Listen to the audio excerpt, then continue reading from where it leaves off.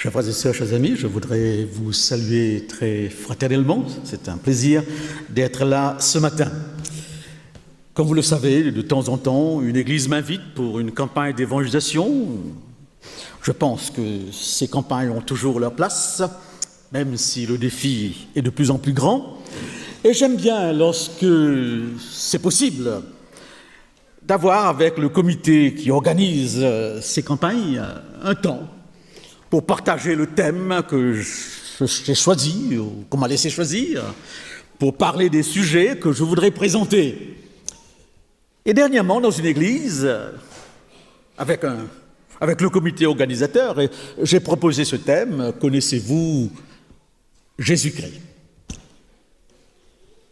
Et à mon grand étonnement, je n'ai pas senti d'enthousiasme. J'avais l'impression que le sujet était banal. Et d'ailleurs, quelqu'un a brisé la glace en disant « Karl, depuis 2000 ans, on parle de lui. Des centaines d'églises parlent de lui. Ça manque de piment, ça manque de... C'est pas un sujet qui va accrocher. Est-ce que tu n'aurais pas une autre proposition? Est-ce qu'on ne pourrait pas modifier un peu les choses ?» Alors, je leur ai dit, écoutez, allez-y. Et quelqu'un est venu avec cette idée, si nous ajoutions vraiment, connaissez-vous vraiment Jésus-Christ? Et à mon grand étonnement, ce fut le silence. On a tout à coup eu l'impression que personne n'osait dire s'il connaissait vraiment.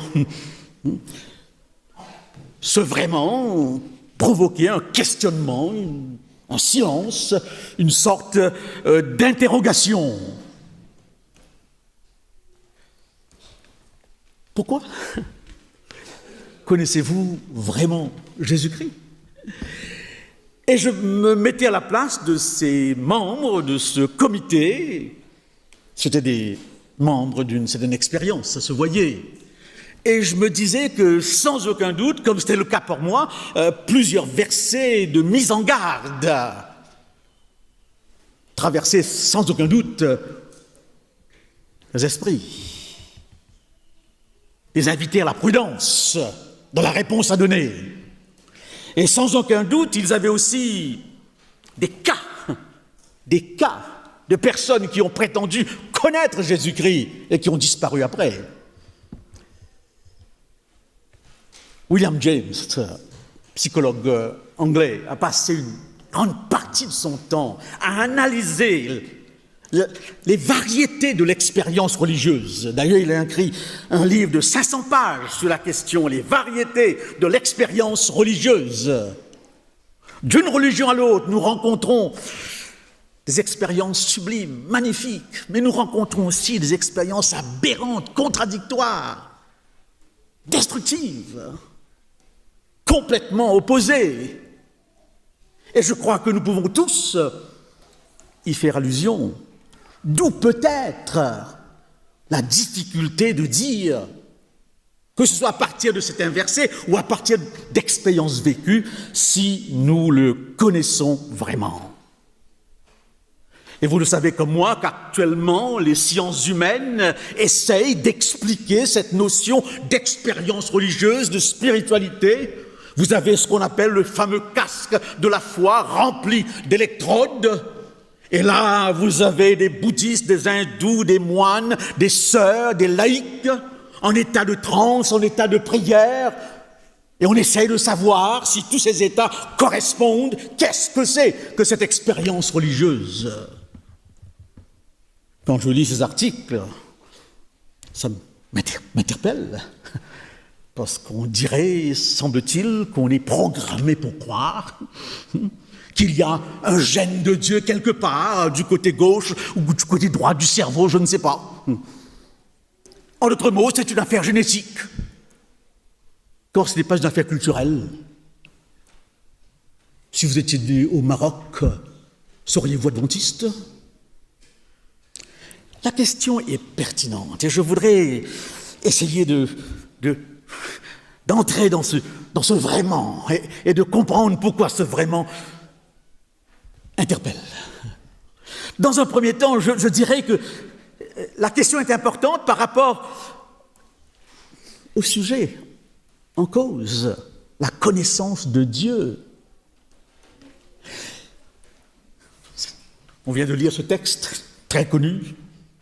La vie éternelle, c'est qu'ils te connaissent. C'est donc absolument important de savoir si la vie éternelle, c'est la connaissance de Dieu. Ce n'est pas un paradis à venir, ce n'est pas un lieu qu'on va posséder, c'est une expérience imprégnée d'éternité, une expérience qui transcende la mort. Est-ce des paroles? Est-ce une parole difficile à comprendre? C'est difficile à comprendre, soyons réalistes. Pensez à cette déclaration de Jésus à Marie, « Celui qui croit en moi vivra, même s'il meurt. » Lolo. Et quiconque vit et croit en moi ne mourra jamais. Crois-tu? Crois-tu? La connaissance de Dieu est une expérience profonde, intime de Dieu. Et cette connaissance, semble-t-il, devrait nous donner un dynamisme, une motivation de vie que rien ne peut affecter dans ce monde. Est-ce vrai? C'est la question. Et je voudrais, pour mieux cerner cette question, faire une remarque toute simple. Savoir Dieu et connaître Dieu, ce n'est pas la même chose. Nous ne savons pas quelqu'un, nous le connaissons. Savoir une chose, c'est en faire le tour, pouvoir l'expliquer, pouvoir même l'utiliser. Mais une personne, quelle qu'elle soit, lointaine ou proche, échappe à toute explication. Dieu n'est pas un objet de savoir. On peut le connaître. Ou c'est la question qu'on se pose, pouvons-nous le connaître? Nous sommes sur un campus qui dispense un savoir sur Dieu, qui prépare des professionnels de Dieu, avec raison, et c'est important, des théologiens, maîtrise, doctorat, en d'autres mots, des experts de Dieu. C'est important, ce savoir, car la foi est intelligente, dit l'apôtre Paul. Et il y a un livre qui semble expliquer ce que c'est que la foi. Merci à ces professionnels. Mais on peut avoir ce savoir sans connaître Dieu. Et même être athée. J'ai lu un livre magnifique sur Dieu et j'étais un peu étonné à la fin en apprenant que ce professeur qui enseignait dans une faculté de théologie était parfaitement athée, si on peut l'être parfaitement. Drôle. Et alors, il y a une expérience qui a été faite. Oui, c'est en Inde. J'étais en Inde là, il y a quelques mois de cela, et je regardais ces sadhus marcher, ces hommes de Dieu, ces hommes qu'on considère comme étant des privilégiés de Dieu, des arrivés par rapport à la sainteté. Eh bien oui, un sadhu, un saint homme de Dieu était assis sur l'Himalaya et avait une affiche où l'on pouvait lire pour 2 sous. Je peux vous faire vivre une expérience de Dieu. Vous vous rendez compte? Pour 2 sous seulement. Les gens venaient de partout pour le voir. Il leur demandait de déposer leur argent dans un petit bol près de lui, puis il leur donnait quelques grains de sucre. C'est ce qui s'est passé il y a quelques instants avec nos enfants. Il leur disait de manger le sucre, sans leur demander de décrire ce qu'ils goûtaient ou de parler de son goût sucré. Il leur faisait manger du sucre et faire l'expérience du sucre. Qu'est-ce que c'est que le sucré? Vous ne pourrez jamais expliquer à quelqu'un ce que c'est que le sucré. Il verra votre visage illuminé, que sais-je. Mais comment l'expliquer ce que c'est que le sucré? Vous pouvez analyser le sucre. Un chimiste peut vous donner de multiples détails sur le sucre. Il pourrait même faire un doctorat en sucre. Mais dire qu'est-ce que c'est que le sucré, il faut quoi? Le goûter? Il n'y a pas d'autre solution. Et je comprends cette déclaration, n'est-ce pas, là, cette déclaration des psaumes. Venez et goûtons que l'Éternel est bon. Venez et goûtons, mangez ce pain, buvez ce sang, goûtez. Et vous parlerez après. Eh bien oui, pouvons-nous connaître Dieu? Bien sûr, je dirais tout de suite oui, parce que le texte nous invite à le connaître. Mais je suis tenté aussi de dire non, dans un premier temps. André Comte-Sponville, dans son livre « L'esprit de l'athéisme », où il essaie de nous expliquer ce que c'est que la spiritualité laïque, il nous donne 6 arguments pourquoi il ne croit pas en Dieu. Premièrement, dit-il, les arguments sont trop faibles. Il n'y a pas d'argument. En effet, il n'y a pas d'argument pour prouver son existence. Il y a des signes, des clins d'œil peut-être, mais pas d'argument. Et il ajoute cette petite phrase, s'il y en avait, il faudrait être un imbécile pour ne pas y croire. Il n'y a pas d'argument. Et deuxième argument, deuxième raison, il n'y a pas assez d'évidence. Les expériences sont faibles. Si Dieu existait, cela devrait se savoir, dit-il. Si Dieu demeure incompréhensible, autant ne pas y croire. Si Dieu est mystère inconcevable, comment peut-on croire ou ne pas croire? Est-ce qu'il est mystère inconcevable? Est-ce qu'il est inaccessible? Mais oui, la Bible dit, il habite une lumière inaccessible que nul homme n'a vue ni ne peut voir. 1 Timothée 6,15. L'homme ne peut me voir et vivre, disait Dieu à qui? Moïse. Et un des amis de Job dit ceci, prétendu sonder les pensées de Dieu, parvenir à la connaissance du Tout-Puissant, elle est aussi haute que les cieux. Que ferais-tu? Plus profonde que le séjour des morts, que sauras-tu? Et si nous voulons procéder par comparaison, parce que nous n'avons pas d'autre moyen en tant qu'être humain de tenter une compréhension par analogie, par comparaison, Ésaïe 40, 18 nous dit, à qui vous voulez me comparer? Et quelle image allez-vous faire de moi? D'ailleurs, le 2e commandement nous interdit toute image. Toute image. Alors, la question est pertinente. Et saint Augustin, l'évêque d'Algérie, disait ceci dans un de ses sermons, « Que dirons-nous donc de Dieu, mes frères et mes sœurs? Si vous avez l'intelligence de ce que vous voulez dire, ce n'est pas Dieu. Si vous avez pu comprendre, vous avez compris autre chose que lui.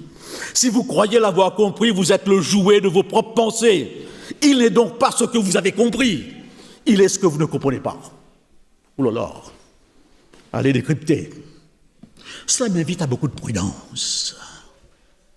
Et je suis parfois mal à l'aise de voir comment nous avons une culture religieuse, nous parlons avec une facilité de Dieu comme si c'était le copain d'à côté. Peut-être qu'il faudrait faire attention. Quand je pense à Dieu, pour les jeunes qui sont là, je vais reprendre quelques réflexions d'une présentation dans le cadre de Connecte-toi. Quand je pense à Dieu, voyez-vous, je pense à cette déclaration d'Einstein, le grand physicien. Une meute de journalistes l'avait entouré, lui avait posé la question, « Monsieur Einstein, croyez-vous en Dieu ?» Et le physicien a répondu, « Quel Dieu? De quel Dieu vous parlez? Il y en a tellement. Il y en a tellement. Quel Dieu? Quelle est votre conception, votre image de Dieu? » Je pense à cette déclaration de Mortimer Adler, un autre philosophe, qui disait « C'est la question fondamentale, parce que de l'image que je me fais de Dieu dépend ma relation avec le monde, ma relation avec les autres, ma relation avec moi-même et ma relation avec ce Dieu. Quelle est l'image de Dieu? » Suivant la force émotionnelle qui accompagne cette image, ma vie est automatiquement impactée. Je pense à cette déclaration de Hubert Reeves, l'astrophysicien québécois très connu, à qui on avait posé la question « Croyez-vous en Dieu ?» Il a répondu tout simplement « Je ne sais pas, mais je me dis qu'il doit y avoir quelque chose. Quand j'écoute une musique de Bach ou de Beethoven, je me dis qu'il doit y avoir quelque chose. » Et alors, les journalistes ont dit « Mais pourquoi n'appelez-vous pas Dieu cette autre chose ?» Il a répondu « C'est un mot piégé. » Les mots sont piégés. J'ai travaillé dans beaucoup de pays francophones et je me rends compte que dans tous ces pays, on parle le français, avec un peu d'accent peut-être. On écrit les mots de la même façon, mais très souvent, le sens n'est pas le même, je me suis vu très souvent piégé. J'aurais pu vous raconter une dizaine d'exemples de situations comiques, comme on dirait, et parfois dramatiques. Ah oui, j'arrive chez cette sœur et ce frère pour ma première visite pastorale au Québec.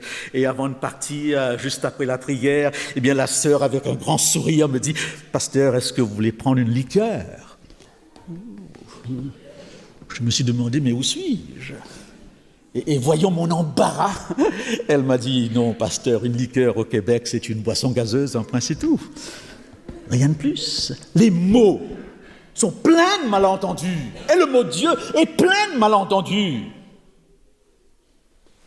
Je pense, bien sûr, je pense aussi à cette déclaration de Gandhi. Dieu n'est pas toujours ce que vous croyez. Il y a 32 millions de dieux dans le panthéon hindou. Je faisais une conférence à l'église Tamoul il y a quelque temps de cela et je disais qu'il y a 32 millions, mais quelqu'un m'a interpellé en me disant non, il y en a 33.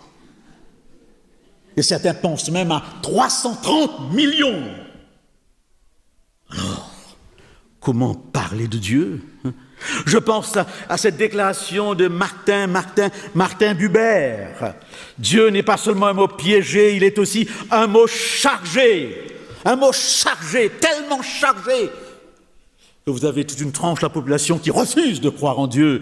Et Jean de Merson, dans son livre que j'aime beaucoup, c'est une chose étrange, en fin de compte, que le monde dit ceci: l'idée que les hommes se font de Dieu a fait couler beaucoup de sang. Dieu est un grand pourvoyeur de guerres, de crimes de toutes sortes, plus encore que la soif de pouvoir ou la passion de l'argent avec lesquels il lui arrive de se confondre. Les hommes trouvent en Dieu, ou dans l'idée qu'ils se font de lui, une vérité absolue qu'il s'agit d'utiliser et de répandre par le fer et par le sang et par le feu. Un mot chargé, un mot chargé. J'ai écouté cette conférence de Paolo Rica, professeur à la faculté vaudoise, dans le cadre d'un séminaire interconfessionnel sur « Évangélisons la France ensemble », et il disait clairement qu'il faut évangéliser le mot Dieu. Voilà donc le premier sujet à aborder dans un contexte postmoderne. Qui est Dieu ? Évangéliser le mot Dieu, parce que nous avons tous la tendance à nous fabriquer un Dieu. Déjà, Exode 32 nous le disait, et comme le disait Jean Calvin, le cœur humain est une fabrique d'idoles. L'image que je me fais de Dieu. J'étais jeune professeur à Phoenix, l'île Maurice, et j'avais les cours de Bible pour des jeunes du secondaire, et je me souviendrai toujours d'un petit cours où je dressais un panorama des différentes conceptions de Dieu, et à la fin, un petit hindou s'est levé. Et il m'a dit « Monsieur Johnson, faites-moi le dessin d'un Dieu adventiste. »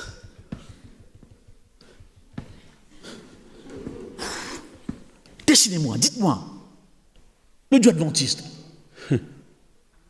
à qui ressemble-t-il ? Je n'ose pas de vous demander de prendre une feuille parce que je semble savoir quelles sont les réponses qui seraient données. Vous direz tous à la cuisine peut-être, pour le qualifier. N'est-ce pas ? Pas tous, enfin bon. Bref, un Dieu adventiste, n'est-ce pas ? Le cœur humain est une fabrique d'idoles. Et je suis un peu interpellé par un petit bouquin que j'ai lu dernièrement, Dieu sans domicile fixe. Très provoquant, n'est-ce pas ? On ne peut pas l'enfermer, on ne peut pas le mettre entre des murs. La terre est mon marchepied, dit-il. Je n'habite pas dans les maisons faites de main d'homme. Pourquoi voulez-vous à tout prix me figer, sacraliser les lieux ? Parce que, semble-t-il, je suis là. Toutes les religions, dans toutes les guerres de religion, aussitôt que l'armée remportait une victoire, elle saccageait les lieux. Elle détruisait les dieux de l'ennemi. Ou alors transformait ces lieux en mosquée ou en chapelle. C'est la tendance de l'être humain de sacraliser le lieu, de pouvoir fixer Dieu et même donner une chronologie de ses interventions. Attention, ça nous concerne. Rappelez-vous toujours, où est-ce qu'il faudrait adorer? À Jérusalem ou ailleurs? Vous adorerez en esprit et en vérité. Je n'ai pas de domicile, toute la création est mon lieu. Mais alors, est-ce qu'on doit se décourager? Est-ce qu'on doit se dire, mais la cause est entendue, c'est pas la peine de continuer ton sermon? Eh bien non, parce que Dieu seul parle bien de Dieu. Je crois que c'est Pascal. Alors, s'il nous demande de le connaître, c'est à lui de prendre l'initiative. C'est à lui de nous définir comment le connaître. Toutes nos tentatives personnelles n'auront aucun succès. Nul ne cherche Dieu, dit l'apôtre Paul. Dans cette condition de chute, l'homme n'est pas capable de le savoir ou de le comprendre, peut-être de le sentir, puisqu'il a été créé à l'image de Dieu. Alors, dit notre texte, on peut le connaître dans ces termes. Je passerai, dit Dieu à Moïse, lorsque je passerai, Exode 33, je te mettrai dans un coin d'une caverne ou du rocher, et là, tu me verras de dos, tu verras ce que je te permettrai de voir, tu verras ce que je te permettrai de comprendre, tu verras les points de contact de ma présence par lesquels tu peux m'appréhender, mais pas plus. Sois humble. Reste toujours humble. Et bien sûr, la deuxième partie du verset qui a été lu nous dit « La vie éternelle, c'est qu'ils te connaissent, toi le seul vrai Dieu, et Jésus-Christ que tu as envoyé. » Eh bien oui, Jésus-Christ. Voilà la référence, voilà le modèle qui nous permettrait de vérifier si notre prétendue connaissance de Dieu est valable, oui ou non. Nous avons besoin d'un modèle pour nous assurer. Et le modèle que le christianisme présente, c'est Jésus. Je raconte encore une fois cette histoire que j'ai racontée aux jeunes. Le Shah de Perse convoqua un jour tous les artistes de son royaume et les convia pour un concours. Il s'agissait de représenter le visage du roi. Alors arrivèrent les hindous avec de merveilleuses couleurs, des ocres et des bleus dont seuls ils connaissaient le secret, puis les Arméniens avec une glaise d'une qualité spéciale, ensuite les Égyptiens avec des blocs de marbre et des appareils, des outils extrêmement sophistiqués, enfin se présentèrent les Grecs. Et eux, ils avaient tout simplement un petit paquet de poudre, c'est tout. Et tous ces artistes se trouvaient là dans le palais du roi, ils ont commencé le travail et le roi est venu ensuite inspecter, voir qui a pu le mieux représenter le visage du roi. Il entra chez les Grecs, il entra chez les Arméniens, chez les Hindous. Bien sûr, c'était merveilleux, merveilleux. Et il contempla toutes ces représentations. Finalement, il s'arrêta chez les Grecs avec cette petite poudre spéciale. Les Grecs n'avaient fait que nettoyer, poncer le mieux possible le bloc de marbre qui était en face d'eux, avec tellement de force, avec tellement de dextérité, que ce bloc de marbre n'était qu'un miroir. Et lorsque le roi est entré, il a été stomaqué de voir ce miroir, ce bloc de marbre qui reflétait à tout point de vue son visage. Et il a donné aux Grecs le prix. Finalement, seul le roi peut représenter le visage du roi. Seul Dieu, en Jésus-Christ, peut nous dire qui il est. Mais même avec Jésus-Christ, est-ce qu'on peut répondre à la question vraiment? Pourquoi les membres de ce comité étaient-ils si perplexes? Pourquoi sommes-nous embarrassés?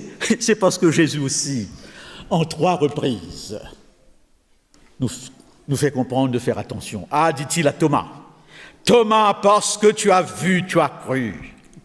Heureux ceux qui n'ont pas vu et qui ont cru. Soyons honnêtes, réalistes. Nous sommes des êtres sensuels dans le bon sens du terme. Nous avons besoin de voir, de toucher, de sentir. Nous prétendons pouvoir adorer en esprit, en vérité. C'est un défi immense pour des êtres habitués à voir, qui ont besoin de voir, toucher, sentir. Et j'aime bien cette déclaration de Jésus-Christ. Heureux ceux qui croiront, même sans voir. Je ne l'ai jamais vu. Oui, nous sommes dans des milieux chrétiens où on parle de lui comme si on l'a rencontré hier, on a pris un café quelque part avec lui. Et je comprends que celui que je vais évangéliser, qui est à l'extérieur, qui n'est pas dans cette optique des choses, se dit, mais de quoi parle-t-il ? De quoi parle-t-il ? J'ai toujours à l'esprit un de ces seuls sécularisés que j'ai rencontré à Paris. Il était venu à un sermon contemporain et sa femme était adventiste, chrétienne. Et alors ils ont voulu que je les rencontre et lorsque je l'ai vu, il m'a dit, je lui ai demandé, mais où est-ce que voulez-vous que je commence l'étude ? Il m'a dit, commencez où vous voulez. Parce que je ne connais rien de tout ça. J'ai jamais mis les pieds dans une église, j'ai jamais ouvert une Bible dans ma vie. Oui, on n'arrive pas à le croire. Et alors, je dis, mais vous n'avez pas une expérience, quelque chose qui pourrait me donner une introduction ? Alors, il me dit, voilà. Alors, commencez par là. Parce que ma femme prie. Je me dis, à qui elle prie ? Je la vois parfois au pied du lit en train de balbutier. Je ne comprends pas. Soyons clairs. Marcher sur la route et balbutier. Vous passerez tout de suite pour qui ? Pour un malade mental. Alors donc, ma femme qui prie, à qui elle prie ? Je me rendais compte combien nous étions loin par rapport à la révélation de Dieu. Est-ce que vous croyez en Dieu ? Je pense qu'il existe, mais je n'arrive pas à m'imaginer un être avec lequel on est en contact. Eh bien oui. Thomas, tu es heureux, parce que tu as vu, tu as cru. Et les disciples ont cet avantage sur nous de pouvoir dire ce que nous avons vu, ce que nous avons contemplé, ce que nous avons touché. Nous vous l'annonçons. Bien sûr que nous interprétons tout cela spirituellement, mais cette phrase n'a pas besoin d'interprétation spirituelle. Ce que nous avons vu, ce que nous avons touché, ce que nos yeux ont vu, ça a été leur privilège pendant les 3 ans et demi. Faisons attention. La deuxième raison pour laquelle, n'est-ce pas, eh bien, il faudrait parler avec prudence, parce que ce même Christ dira dans ce sermon sur la montagne, Matthieu 7, verset 26, texte qui me touche profondément, beaucoup viendront et diront, n'avons-nous pas fait des miracles par ton nom ? N'avons-nous pas prêché par ton nom ? Alors je leur dirai, retirez-vous, je ne vous ai jamais connu. Vous vous rendez compte ? J'ai pris mon baptême à l'âge de 15 ans. Ça fait donc 53 ans. Depuis que je parle de Dieu, je prêche en ce nom, je n'ai pas fait de miracle tant que je sache. À moins qu'il y ait eu des miracles dont je ne sais pas. Parce que nous prions tous avec l'espoir qu'il y aura une réponse à la prière. Mais voilà que ce Dieu qui me dit, Johnson, je ne connais pas. Jamais connu. Peut-être à Gracie viendra, tu te trompes là, il y a erreur sur la personne. Parce que je l'ai entendu prêcher. À Collonges, comment tu dis que tu ne connais pas ? Et pourtant, c'est ce qu'il dit. Je le dirai ouvertement, je ne vous ai jamais connu. D'où la prudence. C'est pourquoi ce vraiment, eh bien, pose un problème quelque part. Et je pense que nous sommes tous quelque part concernés. Eh bien oui. Et alors, il va dire à Philippe cette phrase. Depuis si longtemps, Philippe, que je suis avec vous, et tu ne m'as pas connu. Si longtemps. Combien ? 2 ans et demi, 3 ans ? Est-ce suffisant ? Est-ce suffisant ? Depuis combien de temps ? Tracy, combien de temps ? 30, oh là là, 30. Pour moi, c'est 53. Depuis si longtemps. Mais en réfléchissant sur ces 2 réponses du Christ, je me rends compte que mon expérience humaine vient confirmer cela. C'est Paul Tournier qui nous raconte cette petite expérience. Paul Tournier, dans un de ses livres, parle d'une thérapie qu'il conduisait. C'était une femme qui était venue le voir. Et à ce moment, cette femme qui dit au médecin, « Mon mari, il est comme une île. J'ai souvent fait le tour, mais j'ai jamais été au milieu. J'ai fait le tour. Ces îles magnifiques du Pacifique où vous pouvez faire le tour, n'est-ce pas? Le sable est blanc, tout est bleu. Mais j'ai jamais été au centre, je le connais en périphérie. Je le connais superficiellement. Est-ce qu'il vous est arrivé de dire, mais c'est bizarre, on est ensemble, on a été ensemble pendant des années, mais j'ai l'impression de ne pas le connaître. C'est dramatique quelque part. Oui, Philippe, nous sommes sous le même toit, nous mangeons à la même table, nous parcourons les mêmes routes. Là où je suis, vous y êtes, mais Philippe, tu ne me connais pas. Dans l'expérience humaine, il y a quelque chose d'insaisissable, de mystérieux au point de vue des relations. Et j'ai même entendu des enfants dire, depuis que j'ai quitté la famille, il me semble maintenant mieux connaître mes parents. Bizarre. L'éloignement qui tout à coup dévoile ou apporte une meilleure compréhension des uns et des autres. Si longtemps, combien de temps? Et je pense que ce mystère des relations humaines, on peut essayer de le comprendre. L'être humain, et vous allez vous reconnaître, je me reconnais très bien, à la suite de plusieurs facteurs, des facteurs existentiels, culturels, circonstanciels, se fabrique un personnage. Ce personnage lui colle à la peau, au point de devenir chez lui une seconde nature. Il demeure ainsi mystérieux, insaisissable, comme un acteur sur scène, il joue dans la vie un rôle. Eh bien oui, ce rôle est parfois si évident que ses proches lui disent ouvertement « Arrête ta comédie ». Quel jeu joues-tu, espèce de politicien? On se rend compte, il joue un rôle. Il suffit tout à coup d'un changement de situation, d'une pulsion mal maîtrisée, d'un coup de sang, d'un témoin trop bavard ou mal intentionné, pour que tout à coup, le défaut ou les défauts de la cuirasse éclatent. On croyait que... Alors on tombe des nues, on est choqué, on est frustré, on se dit « Mais est-ce possible? Jamais j'aurais pensé, jamais j'aurais cru !» Et pourtant, c'est vrai. Pendant des années, on était ensemble, il cachait bien son jeu. Est-ce qu'il le savait qu'il cachait son jeu? Ce personnage nous colle tellement à la peau qu'on ne s'en rend pas compte. C'est le drame de l'être humain. C'est l'expérience de tout le monde, et parfois, pour toutes sortes de raisons, les choses sont ainsi. Oui, au sujet de nous-mêmes, on se rencontre.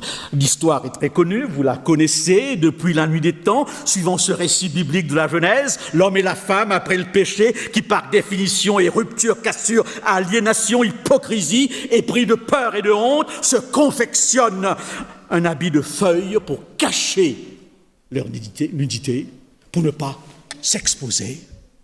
Personne ne veut s'exposer totalement. Notre jardin secret, on veut le garder pour toutes sortes de raisons, parfois très valables. Alors, depuis, les choses n'ont pas changé. Bien au contraire, on se cache derrière un bouclier de silence mystérieux qui constitue une retraite impénétrable, bouclier de bavardage facile qui rend insaisissable, bouclier d'érudition, de citation, d'abstraction, de théorie académique, de langage technique, de réponses toutes faites, de conseils sentencieux et de banalités. Chacun se cache et fuit et fait semblant. On entre dans le personnage. Et je vois très souvent des théologiens qui entrent très rapidement dans le personnage. Il descend, il monte, voilà, il marche déjà, comme le pasteur déjà consacré, n'est-ce pas? Ça impressionne.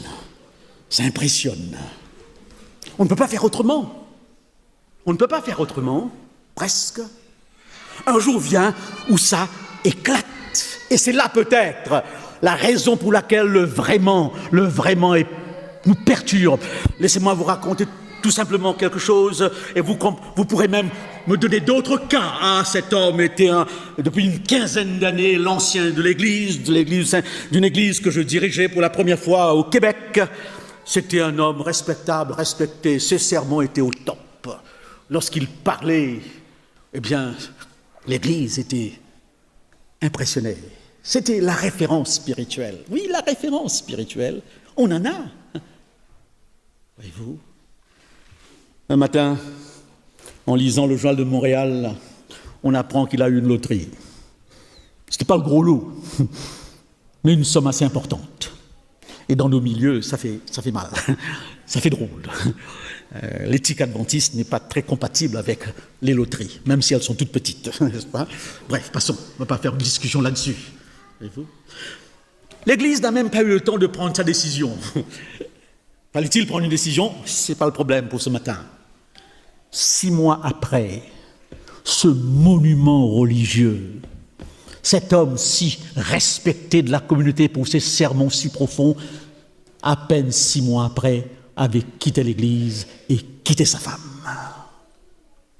Quand je l'ai visité pour la première fois, je me demandais si j'avais affaire avec le même homme que j'ai vu plusieurs fois sur la chair. Vous avez des cas comme cela, en quantité. Les variétés de l'expérience religieuse. Il m'est arrivé de me dire, écoute, sois réaliste, si la semaine prochaine tu touches le gros lot, 23 millions, est-ce que tu prêcheras avec le même enthousiasme? Non, il faut se mettre en évidence. Il a suffi ici d'une somme d'argent pour que la cuirasse éclate. C'est pour cette raison, dit David, sonde-moi, ô Dieu, sonde-moi. Éprouve mes pensées afin que je puisse découvrir la vérité de qui je suis par rapport aux autres et par rapport à toi. Et je m'imagine que David était loin de penser que vers l'âge de 45-50 ans, admettions, eh bien, il aurait été non pas seulement adultère, mais criminel, appelé à l'âge de 17 ans, bien-aimé de Dieu, chef militaire exemplaire. À l'âge de 50 ans, il a suffi d'un clair de lune et d'une rivière, et plus, pour que tout éclate, que le personnage disparaisse. Sonde-moi, ô Dieu. Et la parole de Dieu est là justement pour nous amener à savoir. Et les circonstances de la vie sont là justement pour nous aider. Chers frères et sœurs, chers amis, la question est pertinente et je peux comprendre ce vraiment qui tout à coup provoque un silence dans ce comité. Et laissez-moi ajouter encore une raison toute simple pour s'interroger, parce que nous sommes dans une société de consommation. Et dans cette société de consommation, c'est tellement facile de faire en sorte que le faux se mélange au vrai, que le faux ressemble au vrai, encore plus que le vrai. Oui ou non? Vous connaissez cette histoire de Fernandel? Ah, ce sont des comiques qu'on ne trouve plus, des humoristes, des acteurs d'un autre temps. Fernandel, je crois vous l'avoir raconté dans un sermon, mais c'est pas grave. Fernandel qui lit un journal un matin et qui tombe sur ce fameux concours. Je ressemble à Fernandel.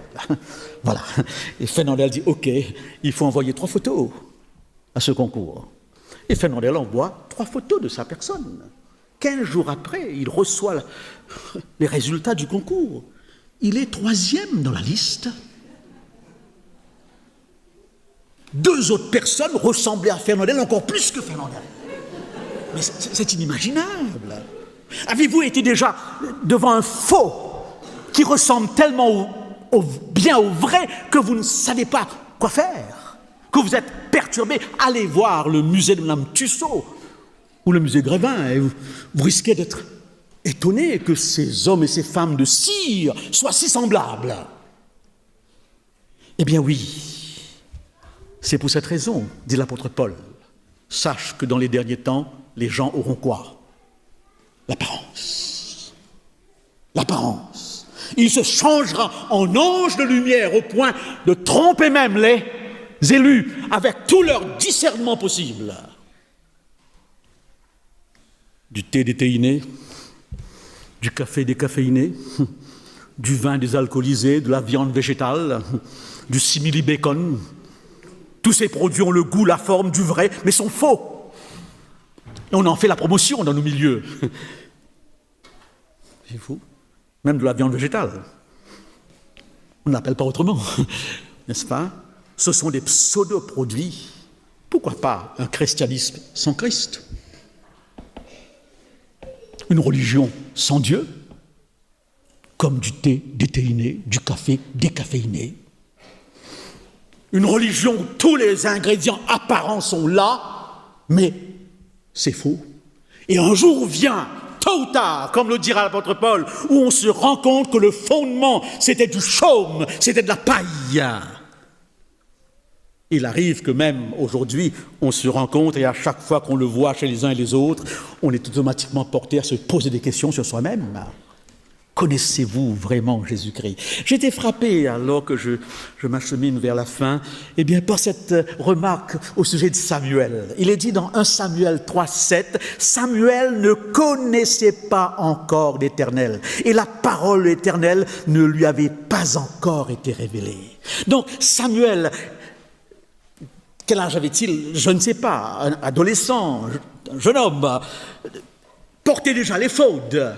Donc, il était au courant des lois, des procédés, du fonctionnement du sanctuaire. Il connaissait les psaumes à chanter, il les dirigeait probablement, n'est-ce pas? Les psaumes à lire, les prières, en d'autres mots, tout cet aspect cérémoniel prétendant conduire vers Dieu, Samuel les maîtrisait.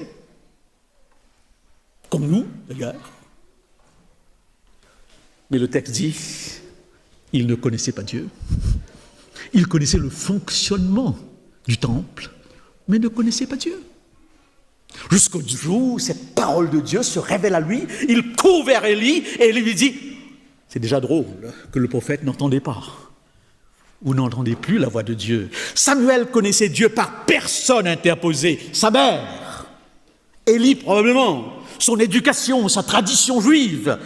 Il avait entendu parler de Dieu au travers des autres. Et c'est important peut-être de se demander dans mon expérience de Dieu, quelle est la part de la tradition familiale, la part de l'éducation familiale, la part de la culture religieuse. À quel moment, c'est ma foi, c'est ma vérité, c'est ma rencontre avec Dieu. J'espère, chers frères et sœurs, que je ne vous ai pas découragé. Mais je voudrais une foi intelligente, une foi qui s'interroge. Il arrive que pendant cette période de retraite, je me rends compte d'avoir davantage de questions que de réponses. Et je crois que c'est positif. Il m'arrive de me dire, après plus de toute une vie au service de Dieu, presque, je suis tombé dedans. Tout ce que tu crois, est-ce vrai? Es-tu sûr? Il y a certains ouvrages qu'on lit justement et qui bousculent. Je crois que si Dieu nous demande de le connaître, c'est que c'est possible. Mais c'est lui qui définit les termes. C'est lui qui dit comment, au travers de Jésus-Christ, le chemin, la vérité et la vie. Et je crois, chers frères et sœurs, que c'est dans notre histoire. Parce que la parole de Dieu, c'est l'histoire des hommes et des femmes qui ont rencontré Dieu. Il n'y a pas ici de discours abstrait sur Dieu, mais des histoires de rencontres avec Dieu qui devraient nous nourrir et qui devraient nous interpeller par rapport à notre histoire. Nous devrions vérifier dans notre histoire. Et ce serait un petit peu dommage qu'après un certain temps, après un nombre d'années si nombreux, notre histoire ne nous dit rien. Ne nous dit rien. N'est-ce pas? Oui. Au niveau juridique, dans un jury, la société accorde de l'importance à ce qu'on appelle aujourd'hui l'intime conviction. Personne ne met en doute l'intime conviction. Coupable ou non coupable, ça va dépendre de l'intime conviction du jury, des experts assis à côté des gens de tous les horizons de la vie. Et je crois que ce matin, je voudrais vous interpeller par rapport à votre intime conviction. sur Dieu? Avez-vous cette intime conviction? J'aime bien ce livre de Jean-Claude Guilbeault, La force de la conviction. Et je voudrais juste rappeler cette histoire. Une histoire qui me semble, j'aurais pu prendre n'importe quelle histoire des évangiles, mais cette histoire de la femme atteinte d'une hémorragie m'interpelle parce qu'il est dit une foule pressée et suivait Jésus-Christ. Une foule, 33 000 religions chrétiennes dans le monde. Plus d'1 milliard de chrétiens qui pressent Jésus-Christ, qui suivent Jésus-Christ. Mais en fin de compte, une seule personne touche Jésus-Christ. Une seule. Même les disciples pressent, mais ne touchent pas. C'est l'enseignement que le Christ voulait que ses disciples comprennent. Eh bien oui, cette femme, et je résume, il est dit qu'ayant entendu parler de Jésus, la foi vient de ce qu'on entend, c'est normal qu'on entende par personne interposée. Elle vient, c'est normal qu'on vienne accompagner, ou tout seul, mais elle touche, je suis venu, j'ai entendu, je suis venu, ai-je touché? C'est la question qui répond à la question. Connaissez-vous Jésus-Christ? Il y a un autre homme du chapitre 9 de Jean, un aveugle, qu'on voulait à tout prix perturber par toutes sortes de questions. Dis-moi, est-il prophète, est-il ceci? Et j'ai un petit peu l'impression qu'il répond tout simplement, est-il prophète? Je ne sais pas. Est-il Dieu? Je ne sais pas. Quelle est la part de divinité chez lui? Je ne sais pas. Je sais une chose. J'étais aveugle, maintenant je vois. C'est tout.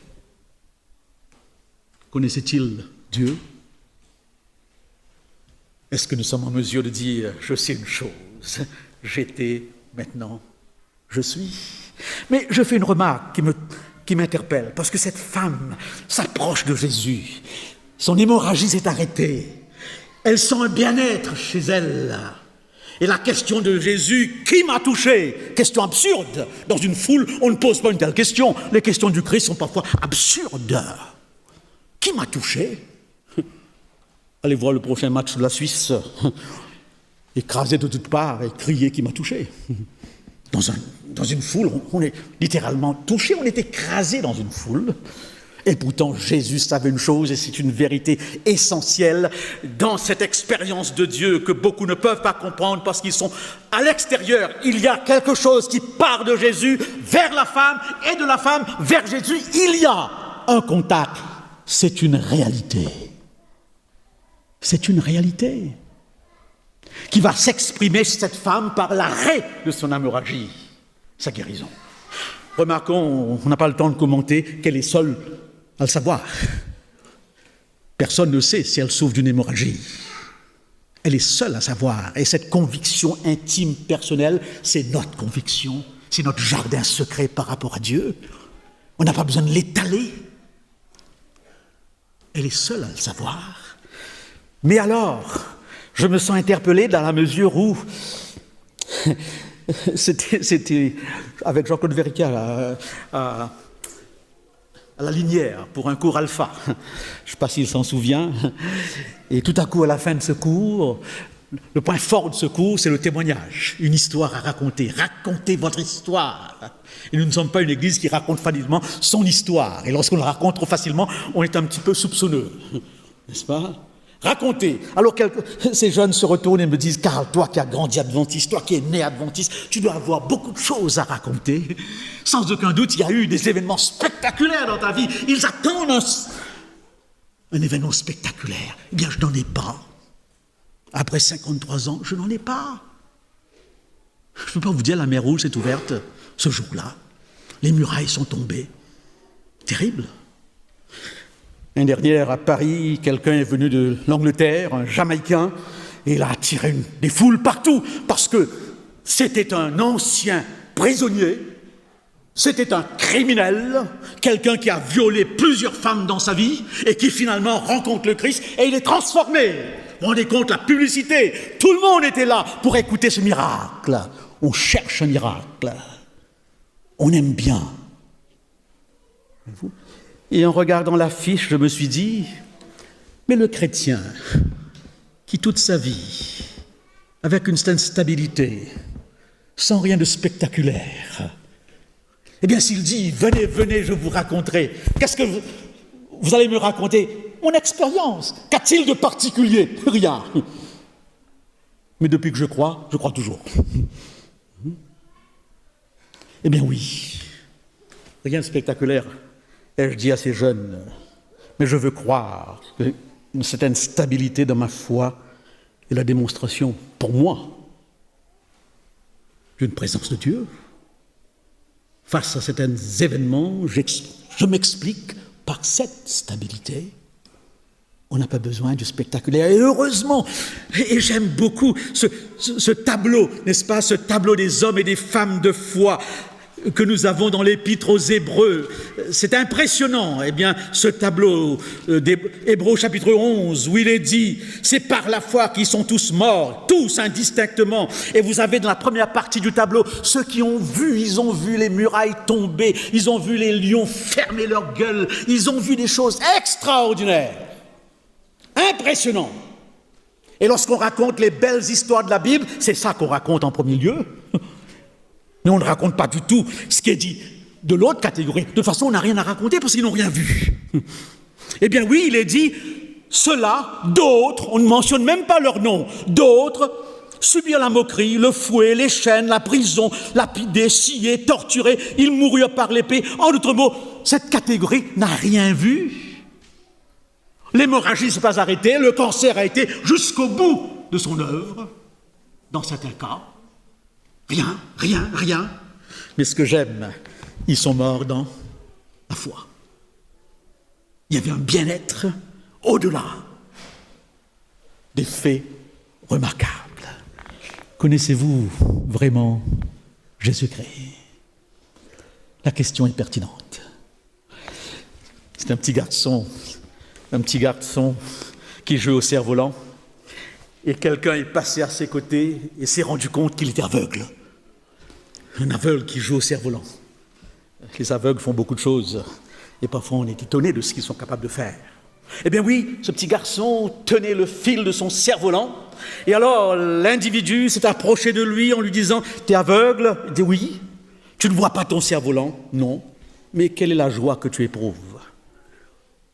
Tu passes des heures là, sur cette plage, avec ton cerf-volant que tu ne vois même pas. » Et il a répondu « Je ne vois pas mon cerf-volant, mais je le sens. Je le sens au bout de la corde. Je le sens. Voilà ma conviction. Voilà mon intime conviction. Je ne le vois pas. Il ne m'est pas accessible, mais je le sens. Pouvons-nous répondre? Cette femme très vieille, une grand-maman qui entrait dans une boutique à la veille de Noël, et là, devant la vitrine, se trouvait une petite gamine qui regardait avec des yeux qui sortaient de leurs orbites parce qu'elle était émerveillée devant ces poupées, ces Barbies, ces cadeaux. Et la vieille grand-mère a dit à la petite fille, « Entre, prends ce que tu veux, choisis les poupées que tu aimes, que tu voudrais. » Et bien sûr, elle n'a pas attendu. Elle avait des cadeaux en quantité, gratuitement. Et alors qu'elle était sur le point de partir, et que la grand-mère aussi partait, l'enfant a regardé la grand-mère pour lui dire « Es-tu Dieu? Est-ce que tu serais par hasard Dieu ?»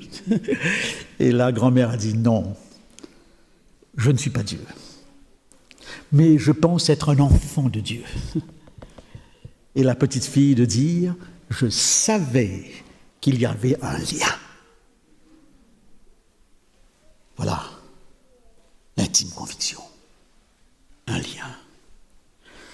Je suis très timide dans les témoignages, je ne vous cacherai pas. Il faut, parce qu'il semble que c'est un élément important de l'évangélisation aujourd'hui, le témoignage personnel. Mais permettez-moi de vous raconter ce témoignage que j'aurais aimé voir répété dans ma vie. Ça s'est passé une seule fois, malheureusement. Peut-être, ça s'est passé autrefois sans que je m'en rende compte. Eh bien oui, je faisais le voyage de la gare Saint-Lazare à la gare Victoria à Londres. Le train devait partir très tard, train de nuit, lorsqu'une jeune fille est entrée. Dans la cabine où je me trouvais, elle s'est assise juste en face de moi. Elle a commencé à bavarder, à causer, à m'interpeller, à me questionner. Elle voulait même me partager son sandwich. C'est assez rare en Europe d'avoir quelqu'un qui tout à coup engage la conversation. D'habitude, on fait 3 heures de train sans même dire quoi que ce soit à son voisin. N'est-ce pas? Et j'étais étonné de voir avec quelle facilité cette jeune fille a engagé la conversation. Et durant toute la nuit, on a discuté de tout et surtout de Dieu. À la question « Qu'êtes-vous, pasteur ?» Eh bien, c'était la porte ouverte aux questions. Bien que dans cette circonstance, c'est mieux de ne pas le dire, parce que la conversation s'arrête immédiatement. N'est-ce pas? Eh bien oui. Arrivé à Victoria, le matin, on s'est salué. On s'est dit au revoir. Et elle m'a dit ceci. Ah, j'aurais tellement aimé entendre cela un peu plus souvent, beaucoup plus souvent. Karl, tu ne m'as pas convaincu que Dieu existe.